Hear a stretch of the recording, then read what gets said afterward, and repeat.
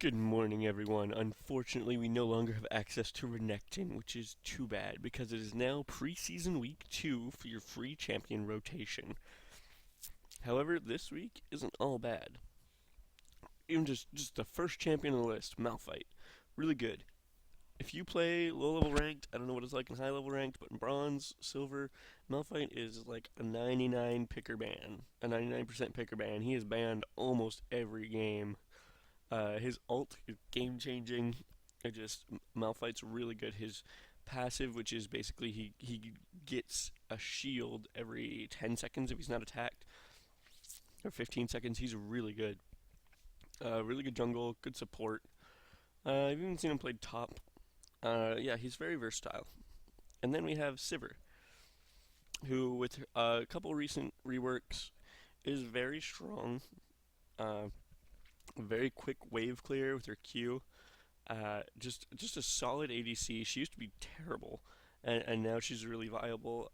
And as people are starting to get used to using her, even though she was buffed and kind of OP for a while there, people still sucked with her because they didn't play her. So they'd pick her up and be like, "Oh, she's OP now," and then they would just get stomped because they didn't know how to use her abilities. But that's slowly going away. So Sivir's starting to become an actual ADC threat. Then we have Tarek, who's just fabulous. Uh, he's a really good support. I've seen him jungled, but I would say just stick with support because he has a really good stun. He has some good damage, and he's a pretty good tank with some of his abilities. So he's I'd say his niche is support, and I really enjoy his stun. And I love that he's fabulous because who doesn't need more of that in their lives? And then we have Miss Fortune, probably one of the more fun ADCs to play just because her abilities are funny, but you don't see her very often anymore. And she's always in the free champion rotation, which makes you think she's kind of fallen out of favor. I wouldn't say I feel at a disadvantage when I play Miss Fortune, but I feel like I'm definitely not stronger than the other ADC. So I like Miss Fortune. Her abilities are more skill shot based than some other ADCs. So if you struggle with that, don't play Miss Fortune. But if you're okay with that, Miss Fortune's a good pick. We have Lux. My favorite thing to do with Lux used to be AP support because you could just build ridiculous amounts of damage. You could stun, ult, and then your ADC would just be like plop and pick up the kill. I've recently realized Lux is probably better mid, but I really like Lux because her passive acts like Lich Bane, which is when you hit somebody with a spell, you mark them for 6 seconds, and if you attack them in that period of time, you do 100 or 200 damage extra because of that mark. What a Lich Bane does is when you use a spell or an ability, it it gives you 80% of your AP ability power as attack damage for your next attack. So if Lux hits them with a spell, she's going to do 200 with her passive, and if she has 500 AP, she's going to do 400, give or take.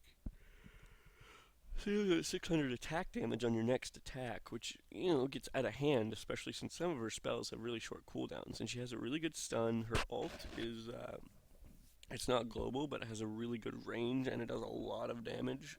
So I definitely Lux is one of my favorite mids and supports. Sometimes I still do the debag thing. It's like I'm building straight AP support. Deal with it, fool. And then we have Cassiopeia. I've never played her. She's been free a couple times since I played the game. I have no desire to play her. As you can see, her difficulty bar is maxed. She's not a popular pick by anyone, and I just feel like she's not that good. However, I shouldn't write champions off because I felt that way about some, and they've been really strong.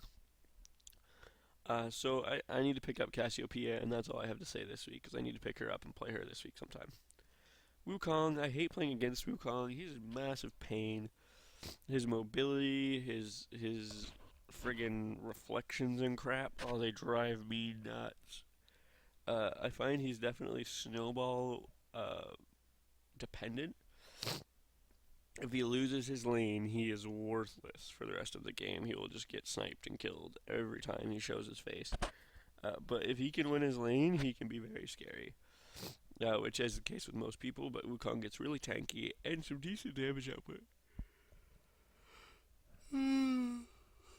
Sometimes I get so excited I get tired.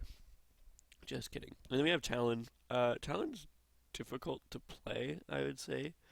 A little bit skill shot dependent.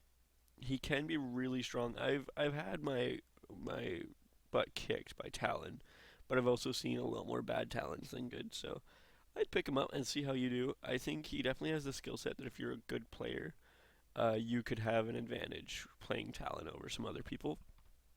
So I'd say it's worth picking him up and just see how you do. Alright, and then these next two I love. I love the last two here. Okay, so we have Nautilus. He has the most CC in the game.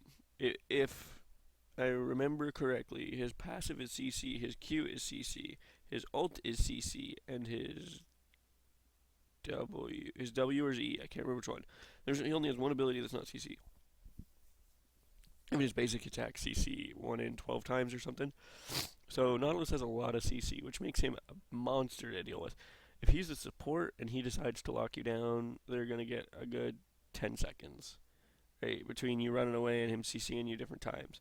If he's jungle and shows up in your lane, you better pray he doesn't hit you with anything, because you're not getting out of there if he does. And he gets tanky. So you're dealing with a tanky person that can CC you and does some pretty decent damage with his abilities. So, oh dear me. So watch out for Nautilus for sure. Then we have Aatrox. So Aatrox build attack speed, attack damage, and life steal. Build a GA, kill everything, and never die. Good talk. Play Aatrox. He's amazing, and I look forward to playing with you soon.